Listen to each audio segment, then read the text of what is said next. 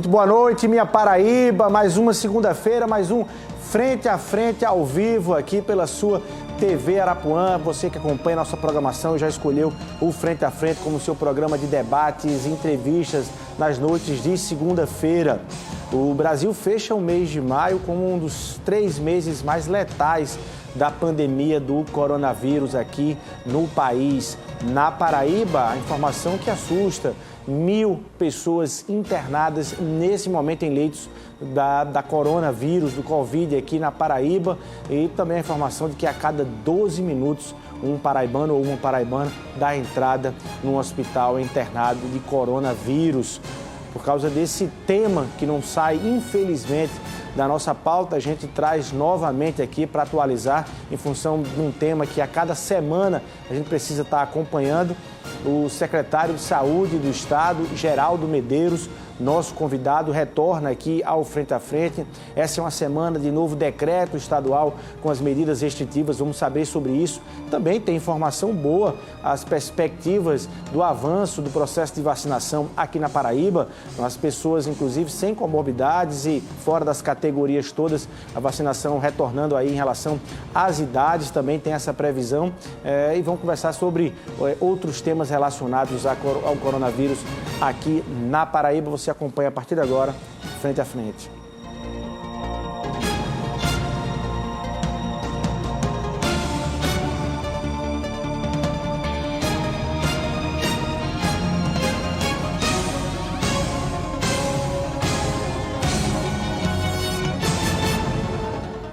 Olá, minha Paraíba, que bom reencontrá-la aqui mais uma vez para começar mais um Frente a Frente. Lembrando que você pode participar do programa de hoje, mandando sua pergunta, seu comentário para o @TV Arapuã no Instagram. Tem lá uma postagem chamando para a entrevista de hoje. Você vai lá, deixa aqui sua pergunta, porque no programa de hoje eu converso com o secretário de Saúde do Estado, Geraldo Medeiros. Aqui um cumprimento, secretário, muito boa noite. Seja muito bem-vindo mais uma vez aqui ao Frente a Frente para a gente poder atualizar os temas todos desse tema que infelizmente não sai da nossa pauta. Boa noite, Luiz. Boa noite a vocês que nos assistem.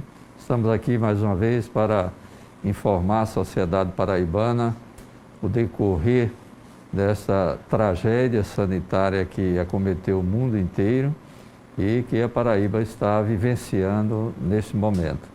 Secretário, eu vou começar logo da forma mais direta e objetiva possível. A gente naturalmente vai ter o tempo para poder discutir vários temas e fazer leituras mais gerais, mas naturalmente eu não tenho como não tratar inicialmente da perspectiva e da expectativa que toda vez se renova, se cria e se renova com base na questão dos decretos estaduais. Houve aí uma mudança de classificação das bandeiras dos municípios paraibanos.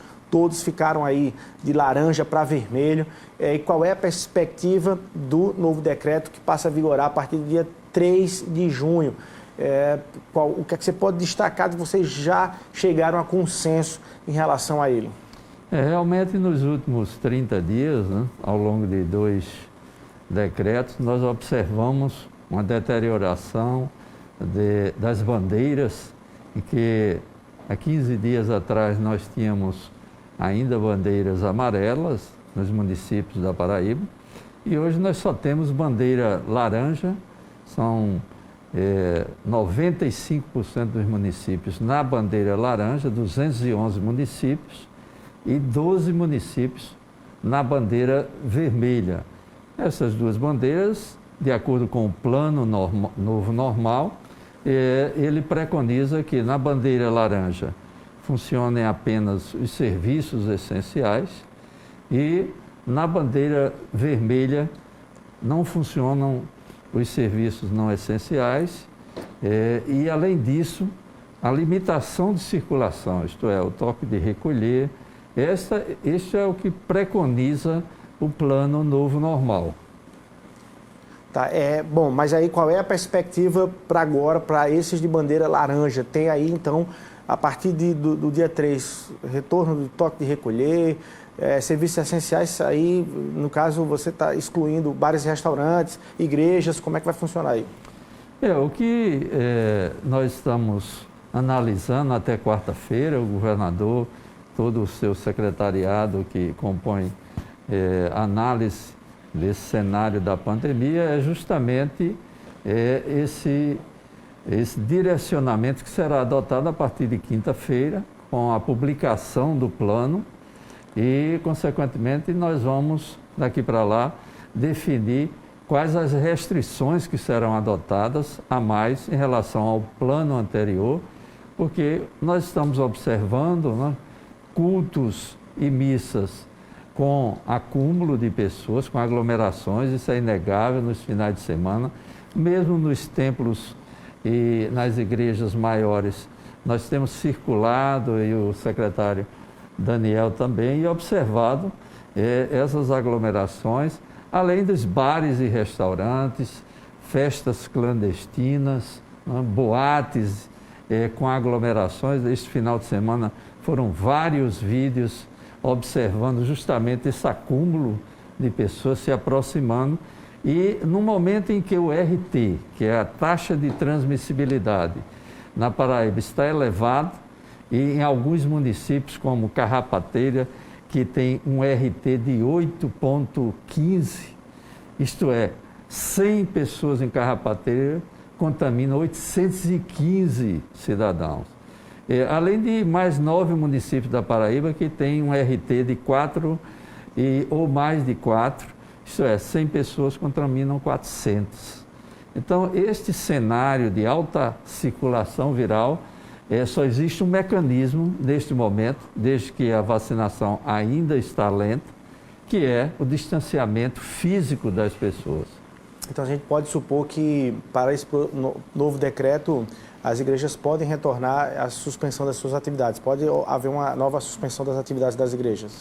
Bom, todos os segmentos serão analisados, né, em conjunto. Nós não podemos ainda determinar este ou aquele segmento, mas temos certeza de que haverão restrições, porque é fundamental neste momento. Nós estamos com a ocupação dos nossos leitos de UTI adulto e de enfermarias muito elevados, não?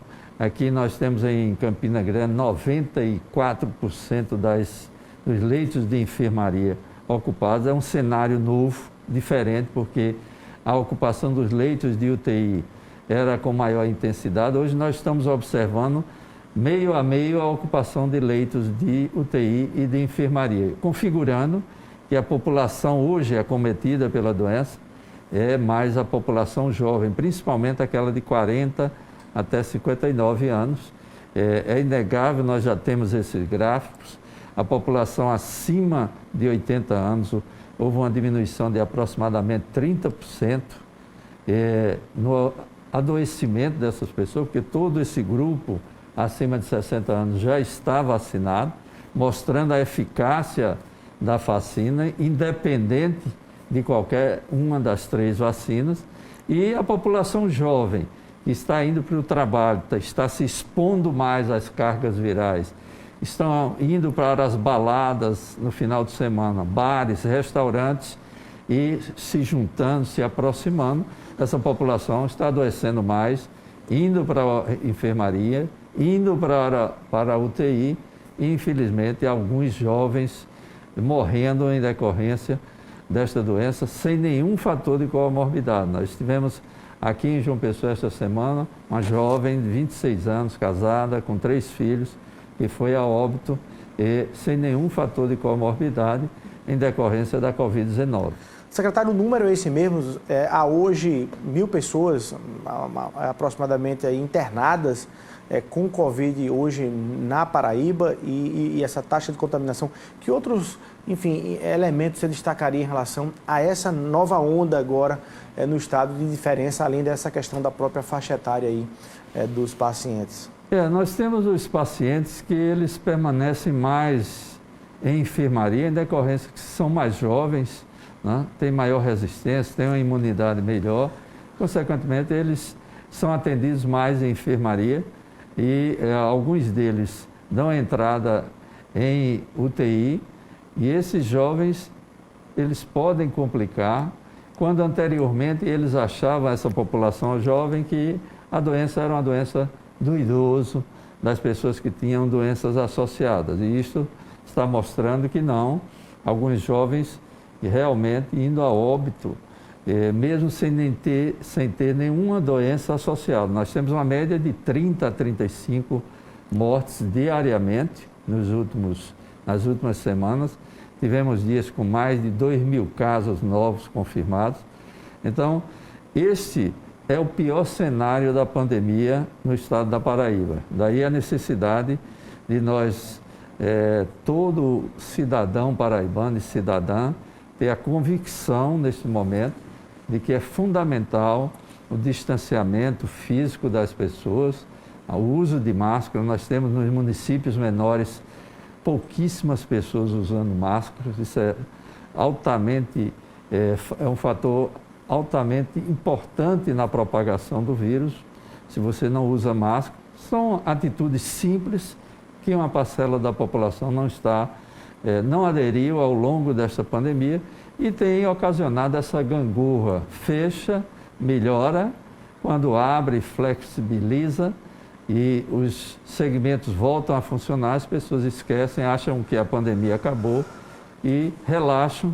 Consequentemente, nós temos o maior número de casos novamente e aí temos de adotar novas medidas restritivas que o governo do estado não gostaria de tomar, mas que nesse momento é essencial para que nós não tenhamos aquele cenário de um cidadão procurando um leito de UTI, de enfermaria e não encontrando no estado. Fato este que, graças a Deus, nós ainda não tivemos aqui na Paraíba. Secretário, você falou num ponto que a gente não tem como ignorar, que é a questão da flexibiliza, volta as atividades e aí voltam aí também os números aumentando. Como é que a população vai acreditar e continua acreditando nos decretos, se todas as vezes que há uma liberação, uma flexibilização, aquelas regrinhas que estão lá no papel não são cumpridas à risca ou não são cumpridas de forma muito clara, são desrespeitadas de forma muito clara. As que não são cumpridas à risca, estão escondidinhas ali no papel, diz respeito à capacidade, como você mencionou, em algumas igrejas, as igrejas que não, porventura, não estejam, enfim, acompanhando a questão da capacidade, bares e restaurantes que não estão acompanhando a questão da capacidade, a gente anda em alguns restaurantes, naturalmente não são todos, a gente consegue até citar os que respeitam, mas as mesas estão coladas uma na outra. Eu acho que tem restaurante, tem bar que tem mais mesa do que antes. Aí vai baixar um novo decreto e como é que se fiscaliza, como é que se tem um retorno real? E o pior são os decretos que abrem, porque os decretos que abrem com algumas restrições não são cumpridas. Dá para mudar esse ciclo?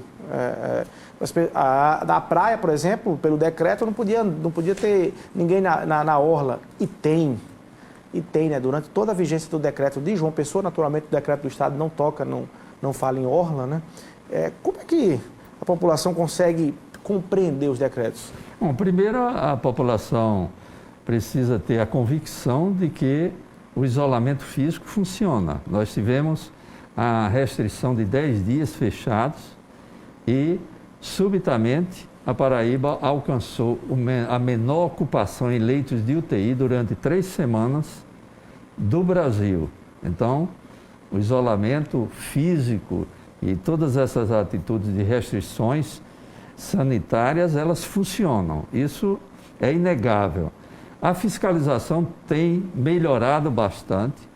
Nós temos uma média de 25 a 30 autuações somente no final de semana. Vocês veem aí nas redes sociais a Polícia Militar, o Corpo de Bombeiros, o PROCON, a Agevisa, a SUDEMA, em bloco atuando justamente para que essas medidas sejam cumpridas. É claro que são pontos focais que são analisados, principalmente nas cidades maiores. É fundamental a atuação dos prefeitos neste momento, não? De atuarem nos seus municípios e não deixarem somente para o Estado atuar. Mas esse isolamento físico, no momento, é o único meio de conter e nós não temos essa avalanche de casos. O que é que o senhor acha da atuação do prefeito Cícero Lucena aqui em João Pessoa, por exemplo, em relação a essa questão da orla, secretário? Não, na última medida restritiva foi isolada a orla, né? Campina Grande há necessidade. Mas está cheio de gente na orla. Essas medidas, elas, é claro que vão ser adotadas a partir de quarta-feira.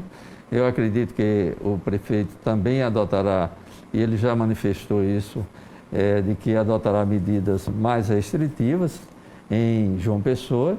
E essas aglomerações em bares, restaurantes, boates, como foi este final de semana, e não só no centro, na Orla Marítima, mas também nos bairros, né, é fundamental a fiscalização para que nós tenhamos os resultados. E a última restrição que nós adotamos foram aquelas antecipações de feriados. Nós tivemos um resultado altamente satisfatório, com uma caída após 14 dias, um declínio importante na ocupação dos nossos leitos de UTI, de enfermaria. Então, além da vacinação, só existe outro meio, neste momento, de conter essa avalanche de casos no estado. E eu acho que a própria população tem essa consciência, sobretudo ficou muito claro e nítido nesse período de março, né, que cresceu e o estado foi lá e as prefeituras foram lá, enfim, conseguiram ali fechar e reduziu. O problema não está nesse momento. Nesse momento todo mundo entende, quando fecha, diminui. O problema está quando abre. Quando abre, não se abre, as pessoas não conseguem abrir ou funcionar com a flexibilização. O problema não está no momento fechado. No momento fechado, realmente baixa. Porém, é um prejuízo grande do ponto de vista econômico, né? É uma medida pesada e difícil de sustentar. Quando abre, que se garante ali algumas promessas de flexibilização, as pessoas não respeitam quantidade de gente no local, quantidade de gente, enfim, em determinados estabelecimentos e segmentos. Não tem meio termo em relação a isso. Ou fecha tudo e dá certo, ou abre e volta tudo a subir. A fiscalização ela tem de ser mantida, é claro, tanto na flexibilização como no momento de restrição sanitária. É fundamental a atuação, vocês veem que todos esses segmentos têm atuado, né? Mas é também necessária a conscientização da população, que infelizmente uma parcela tem colaborado, tem produzido e tem salvo vidas, e outra parcela que se mantém inerte, impassível, sem o sentimento de cidadania, sem o sentimento de empatia com o próximo, e infelizmente essas pessoas só acreditam quando adoecem os seus entes queridos, e aí sim eles se conscientizam que errou. Que a gente está vendo inclusive as imagens aí da orla e o grande dilema é esse, né, secretário? Assim, quando se fecha o estabelecimento, mas as coisas continuam, a circulação continua, né? E quando o poder público não consegue fiscalizar isso aí, o que acontece? Penaliza quem vai ter que ser fechado realmente e, como o secretário está dizendo aqui, o fechamento, de certa forma, gera sim um bom resultado, gera um bom resultado do ponto de vista da contaminação, porém prejudica aí empregos, prejudica aí toda uma economia. Porém, há aí uma liberação que pelo decreto não poderia a partir das 5 horas da tarde, mas infelizmente está aí alguns registros em relação a isso. Secretário, para sair desse vai e vem, a vacinação é naturalmente a grande solução e o grande caminho. Você tinha feito uma previsão de julho, a gente começar na Paraíba a vacinar por idade a partir de 59 anos, sem categoria, sem comorbidade. Isso foi adiantado agora para quinta-feira. O que é que você pode confirmar em relação a isso? Houve uma modificação na orientação do Programa Nacional de Operacionalização da Vacinação anti-Covid-19, né, em que aqueles grupos escalonados que estavam citados no programa, eles foram contemplados com a vacinação em bloco, né? Então, aqueles municípios que não dispõem mais de grupos prioritários a serem vacinados, eles podem adiantar. Isso foi uma deliberação CIB que nós passamos sábado à tarde, todo o sábado à tarde, com 223 secretários municipais, o secretário estadual de saúde e a presidente do COSEM, e definimos que aqueles municípios que não apresentavam mais grupos prioritários, eles poderiam ir adiantando e vacinando a população em ordem decrescente de faixa etária a partir de 59 anos e continuar vacinando o idoso que ainda não se vacinou e que resolveu se vacinar agora ou que estava doente. Ele pode acessar qualquer uma das 1000 salas de vacinação e se vacinar do mesmo jeito que a população com doenças associadas, com comorbidades, que ainda tem uma parcela importante que ainda não se vacinou. E, concomitantemente, em paralelo, nós estaremos vacinando os trabalhadores da saúde, a população em situação de rua, os trabalhadores dos presídios, né? E, além disso, a população privada de liberdade. Então, esses 3 serão contemplados nessas doses que estarão chegando essa semana. Nós estaremos recebendo esta semana, provavelmente já mais de uma vez por semana, a vacina Pfizer. Estaremos recebi agora 10 mil doses da vacina Pfizer e aproximadamente 10 mil doses da AstraZeneca. A Coronavac terá um hiato aí de aproximadamente uns 10 dias e voltará a ser remetida normalmente.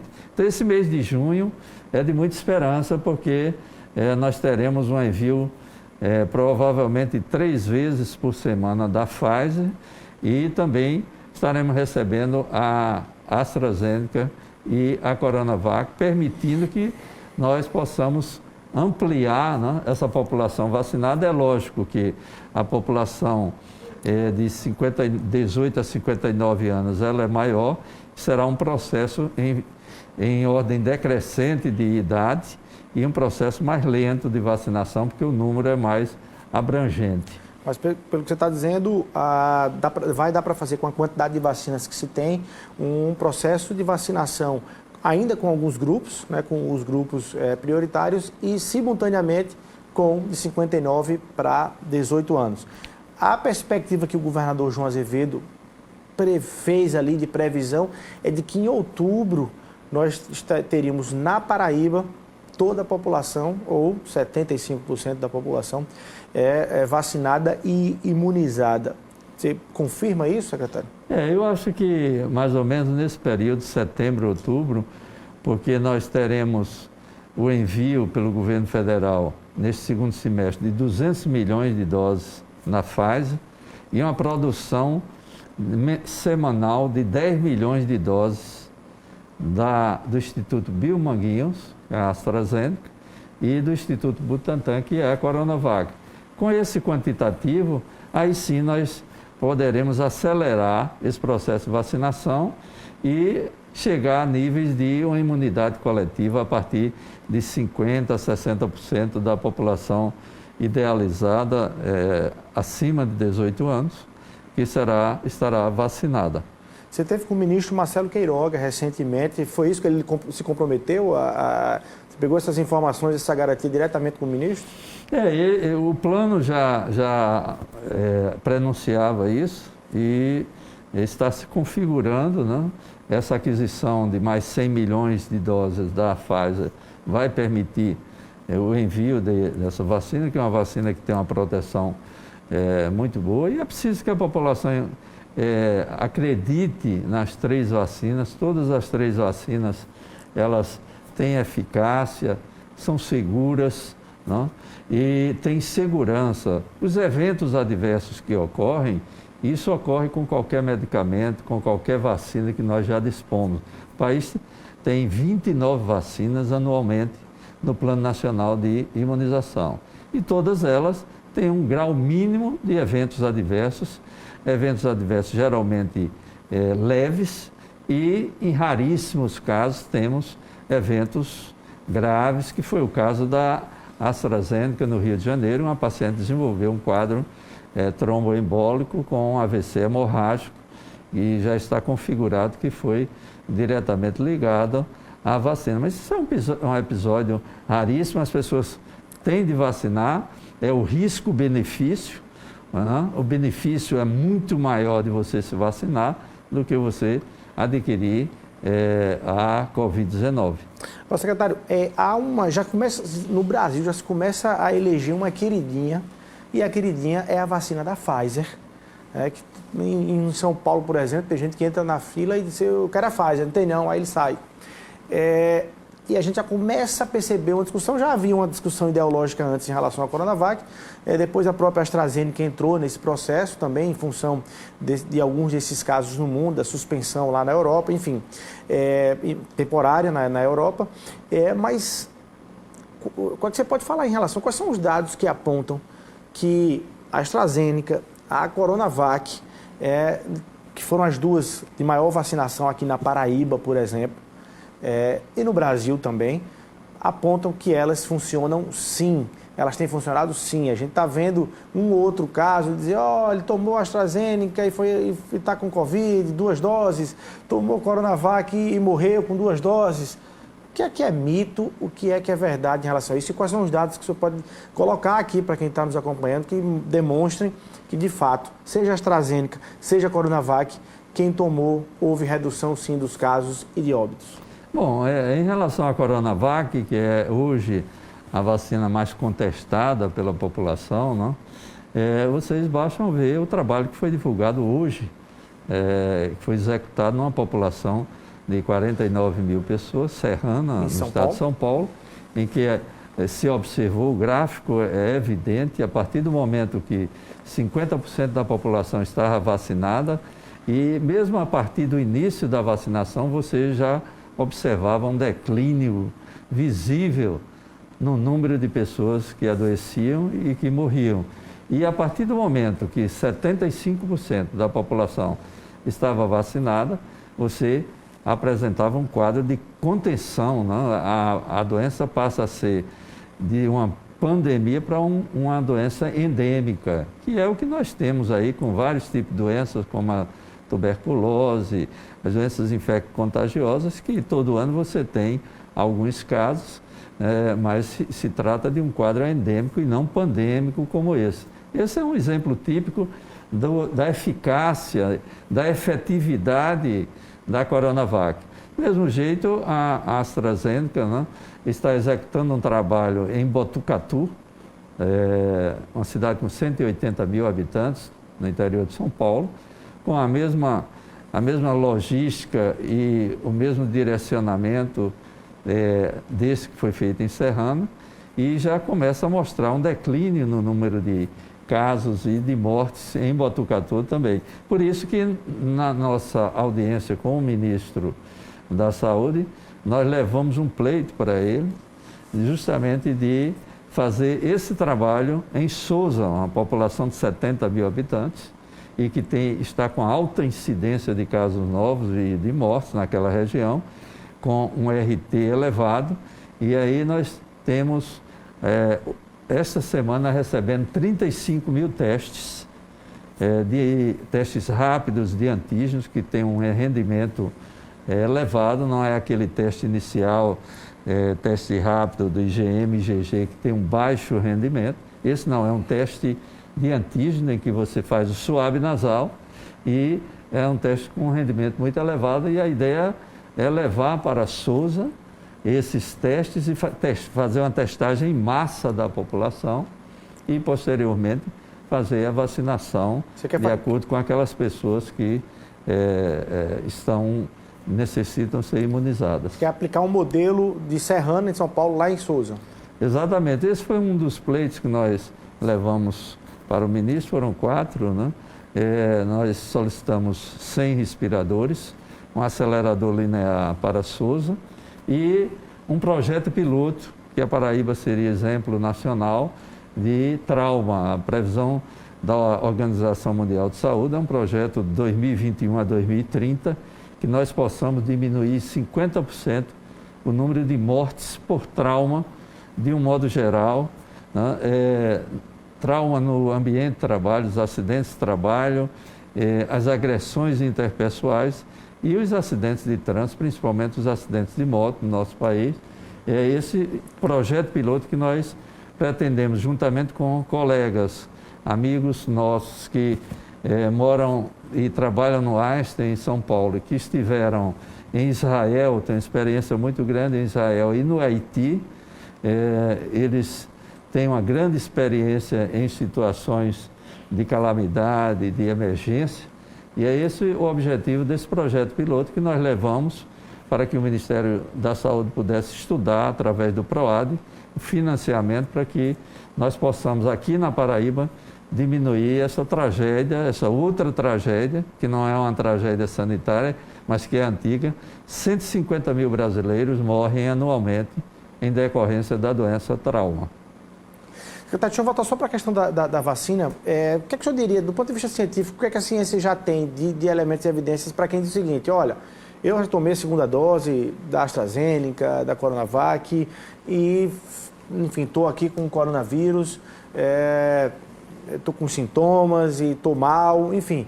E isso é porque houve ali algum errinho de data, na verdade, quando a pessoa tomou a segunda dose já estava contaminada, ou de fato as vacinas já estavam prontas mesmo tomando a segunda dose, respeitando aquele prazozinho de 15 dias ou 28 dias, não estava escrito em lugar algum que ninguém ia deixar de pegar e sentir ali alguns sintomas mais leves da doença. O que é que você tem em relação a isso, para a gente tratar especificamente de quem está ali dizendo, olha, a vacina não está valendo, porque tomou a segunda e aí mesmo assim adoeceu, enfim. Bom, a maioria dos trabalhos mostram que após 14 dias da segunda dose, você tem um maior percentual de proteção, né? E esse trabalho que foi divulgado semana passada no Uruguai, ela mostrando justamente o seguinte, é um trabalho mostrando a eficácia da Coronavac, inclusive em relação ao número de mortes, né? O número de casos graves que podem ocorrer mesmo você vacinado. A Coronavac teve uma evidência de 97%, isto é, 97% das pessoas que usam a Coronavac, elas não morrem mesmo que tenha a doença, e 80% da Pfizer. Então, é um trabalho agora, semana passada, foi divulgado no Uruguai e mostra, mais uma vez, a eficácia e a efetividade da Coronavac. A AstraZeneca também é uma vacina que já foi testada no mundo inteiro, muito boa. Tem seus eventos adversos graves, que ocorreu um no Rio de Janeiro. São eventos muito raros. Você vê que, você deve lembrar que a AstraZeneca, a vacinação com a AstraZeneca foi suspensa no Reino Unido, no Canadá e na Alemanha durante um certo tempo, por conta da ocorrência em 18 milhões de vacinados, ocorreram 36 episódios tromboembólicos e realmente são eventos adversos raros, mas que podem ocorrer com a AstraZeneca, que tem uma proteção para a não ocorrência da doença após você se vacinar, até maior do que a Coronavac. As pessoas que foram vacinadas com a AstraZeneca, todas elas são testemunhas que quase todos, um percentual elevado, apresentou eventos adversos leves, como febre, 2 dias de moleza, dor e vermelhidão no local de aplicação. Diferente da Coronavac, raramente você vê uma pessoa que se vacinou com a Coronavac e teve algum evento adverso. Então, todas elas têm suas características, até pelo modelo de elaboração da vacina, enquanto que a Coronavac ela é elaborada através de um vírus atenuado, como a maioria das vacinas existentes. As outras são de partículas virais. É essa a diferença que acarreta manifestações clínicas distintas uma da outra e também a proteção. Mas o que as pessoas devem entender é o risco-benefício. O risco de você não se vacinar é elevadíssimo, né? De você morrer ou adoecer da Covid-19. Enquanto que o benefício da vacina, ela impede que você tenha casos graves. Isso é a essência da vacinação, não só para a Covid-19, mas de qualquer tipo de vacina, é impedir que você tenha casos graves que possa ir a óbito em decorrência daquela doença. Todas as 3 vacinas, elas têm uma grande proteção em relação a você não ter casos graves. Você pode ter a doença e evoluir como uma gripe comum. É diferente a maioria desses casos que estão dizendo que a ocorrência está, mesmo as pessoas vacinadas estão tendo a doença, são de pessoas que se vacinaram com a primeira dose na vigência da doença. Isto é, você está naquele período de 3, 4 dias assintomático, em que a pessoa está portadora do vírus e não tem nenhum sintoma, e aí sim, você se vacinou naquele período e, simultaneamente, você tem ali um quadro que pode, inclusive, ser grave, porque uma das contraindicações de você se vacinar a pergunta é se você está apresentando alguma síndrome gripal, que aí é contraindicação absoluta para você se vacinar, justamente porque você pode ter. Nós tivemos exemplos aqui em João Pessoa, inclusive de um diretor no hospital municipal que evoluiu para óbito.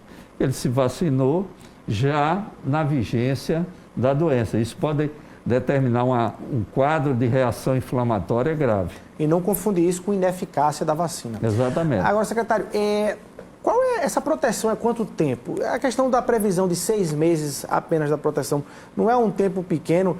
Por exemplo, em dezembro e novembro, vacinados no Brasil já terão que tomar novamente uma primeira dose para poder manter essa imunização? Essa é uma resposta que realmente nós ainda não temos. Não existem trabalhos configurando esse tempo de proteção das vacinas. Porque faltou tempo mesmo. Né? Exato, é uma doença nova, desconhecida e que os estudos ainda estão em fase pré-clínicos e esses estudos mostrarão no futuro qual o tempo, se nós teremos de nos vacinar anualmente ou num período mais curto.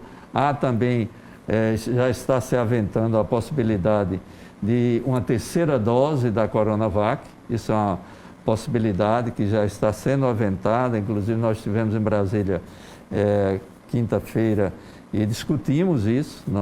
Nós tivemos também com um grupo de Taiwan, dos chineses, é uma ilha com 28 milhões de habitantes, e na Ásia, que eles tinham apenas 14 óbitos, pouquíssimos casos, e que agora estão tendo um incremento com 2.000 casos diários. E eles foram lá procurar uma parceria com o Brasil, que já tem uma experiência grande em relação a essa pandemia. Bom, a gente está vacinando em alguns municípios aqui em João Pessoa. Para falar de João Pessoa, trabalhadores da educação, professores, enfim, dos vários níveis ali. Com base nesse calendário de vacinação, você acha que, do ponto de vista sanitário, naturalmente você não vai falar em educação, mas do ponto de vista sanitário, as aulas seriam liberadas na Paraíba ou em João Pessoa ou nos municípios onde os profissionais de educação estão sendo vacinados? A partir de quando, secretário? Dá para se pensar em abertura das aulas presenciais agora no segundo semestre de 2021 ou só isso é debate só para 2022? Essa é uma possibilidade da abertura das aulas, principalmente nos espaços públicos, nos colégios públicos. A partir de agosto, setembro, nós poderemos analisar essa possibilidade, desde que todos os trabalhadores de educação brevemente estarão vacinados e talvez até dentro de um planejamento nós possamos reiniciar as aulas presenciais num espaço menor de tempo. Secretário, a Paraíba está fora da CPI da pandemia lá do Senado? Não houve convocação, nem houve nenhum chamamento na lista aí do estado da Paraíba em relação à pandemia, da CPI da pandemia lá do Senado. Como é que o senhor viu esse quadro aí?